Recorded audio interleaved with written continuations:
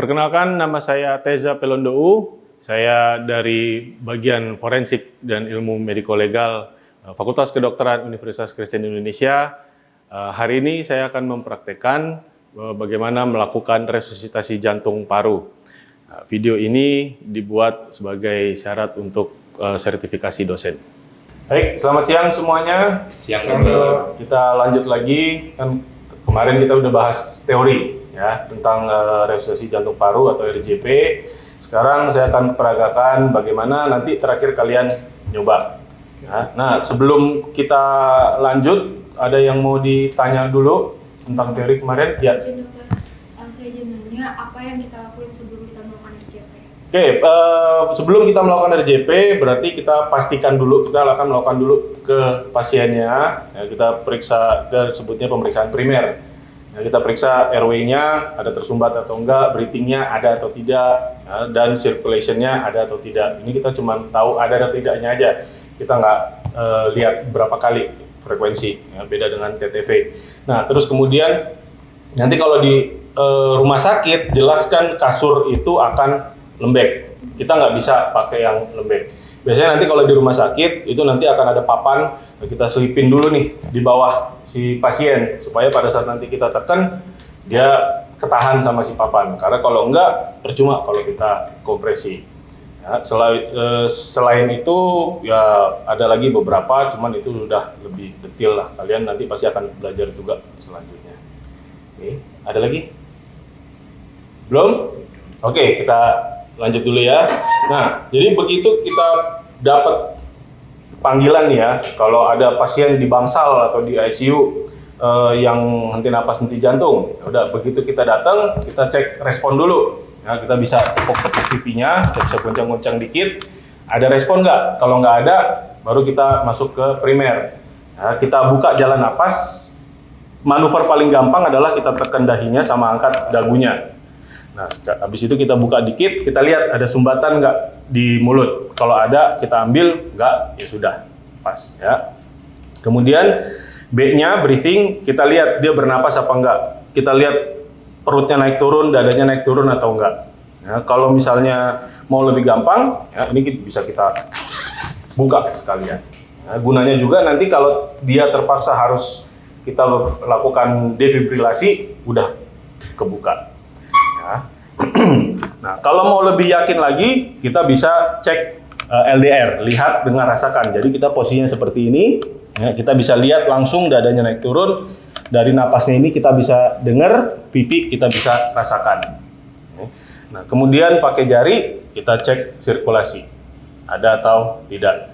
Nah, kalau untuk kasus-kasus trauma, C-nya itu juga adalah cek perdarahan. Kalau misalnya dia ada luka yang berat, itu harus kita tutup dulu. Jangan begitu kita tekan dadanya, keluarlah darah di sana. Percuma. Oke. Nah, begitu sudah kita A, buka airway, nggak ada sumbatan. B, breathing, LDR, tidak ada pernapasan. Circulation, kita pakai nadi di leher. Tidak ada denyut nadi, berarti kita harus RJP. Ya. Nah, posisinya ini nanti kita cari pas di tengah tulang dada. Ya, pas cari tengah tulang dada, pakai tumit tangan, ya, sebisanya kalian tegak. Ya. Nah, tegak begini, jadi kalau memang butuh naik tangga, ya naik tangga lah. Ya. Kita tekan, ya, dengan kedalaman sekitar 5 cm. Ya. Kecepatannya itu sekitar 100-120 kali per menit. Ya, kemarin di teori kan udah bilang 30 kali kompresi dengan napasnya berapa kali? 2 kali. Oke. Ya, poin ya. Kalian ngitung kalau RJP ngitung ya supaya kalian juga tidak kehilangan hitungan, orang lain yang lihat juga tahu kalian lagi ngapain. 1, 2, 3, 4, 5, 6, 7, 8, 9, 10.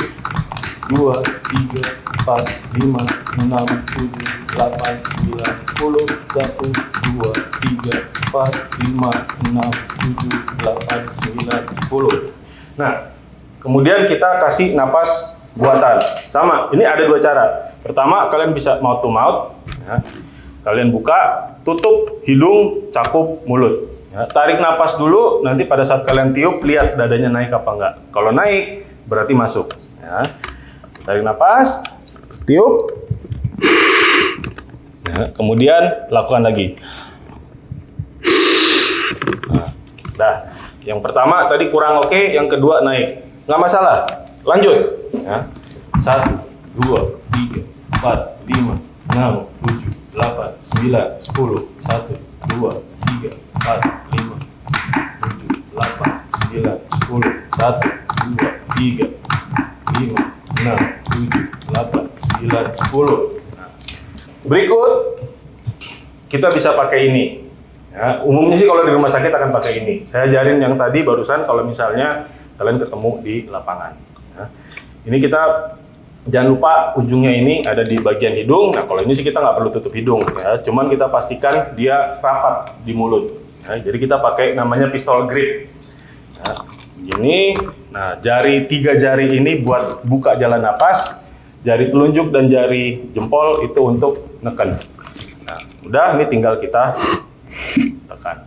Sama 2 kali. Habis itu lanjut lagi. Ya. Setelah 5 siklus, satu siklus itu kan 30 kompresi 2 kali napas. Setelah 5 siklus kita cek lagi. Napas enggak?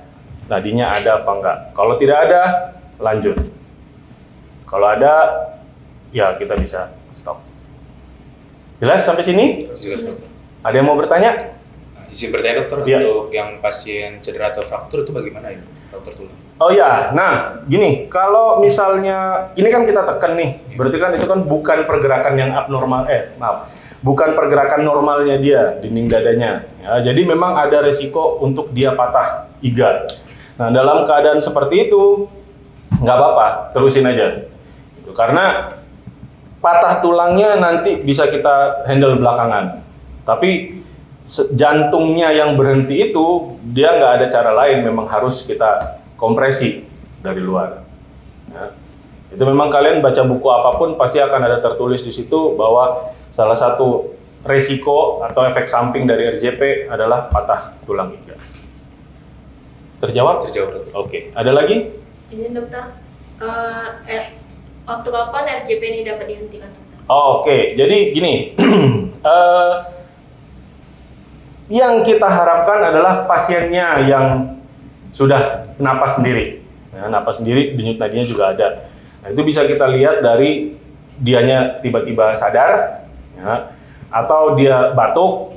Ya. Nah, jadi kalau dia tiba-tiba terbatuk, ya kita stop dulu, cek bernapas apa enggak. Kalau bernapas ya sudah selesai. Jadi intinya begitu ya. Jadi fungsi napas dan nadinya dia sudah kembali.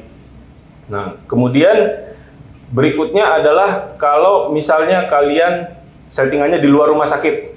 Ya, sudah panggil ambulans, ambulans datang, ya udah biar dihandle sama mereka. Tuh. Nah, berikutnya lagi kalau kalian masih di lapangan juga, udah berjam-jam lah kalian RJP, bantuan nggak datang-datang, kalian juga sah untuk berhenti kalau sudah capek. Nah, kalau di rumah sakit itu nanti kita bisa cek juga karena biasanya kan akan terpasang alat dan segala macam. Kita bisa lihat kalau misalnya EEG-nya dia sudah flat, berarti sudah tidak ada aktivitas otak, itu kita bisa berhenti juga. Atau kita cek lebam mayat, kaku mayat, berarti sudah ada tanda pasti kematian, itu juga boleh kita untuk berhenti. Jelas? Oke. Ada lagi pertanyaan? Sudah cukup dokter. Cukup? Oke, kalau cukup silakan praktekkan, saya lihat.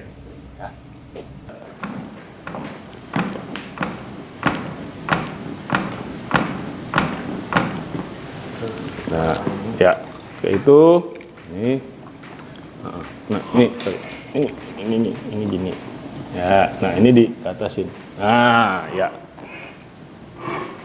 oke, dah, kompresi lagi, 10 aja,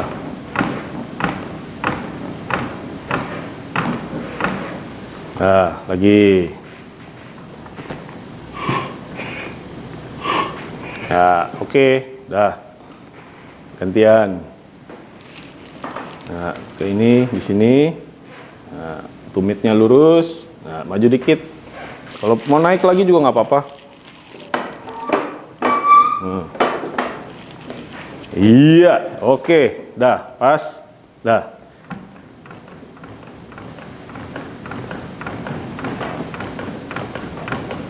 Nah.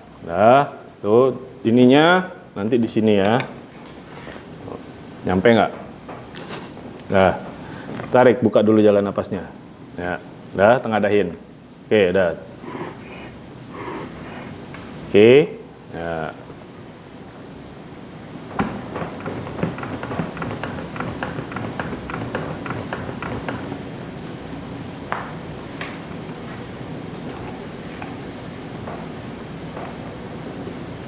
Tengadahin, belum ditengadahin itu. Ya, ya, oke. Oke. Dah. Sip. Sekarang semua udah nyoba ya. Oke, jadi nanti minggu depan kita ketemu lagi, kita latihan. Ya, kita latihan lagi dengan simulasi karena kan 2 minggu lagi udah ujian nih. Ya, jadi minggu depan kita simulasi kasus sudah.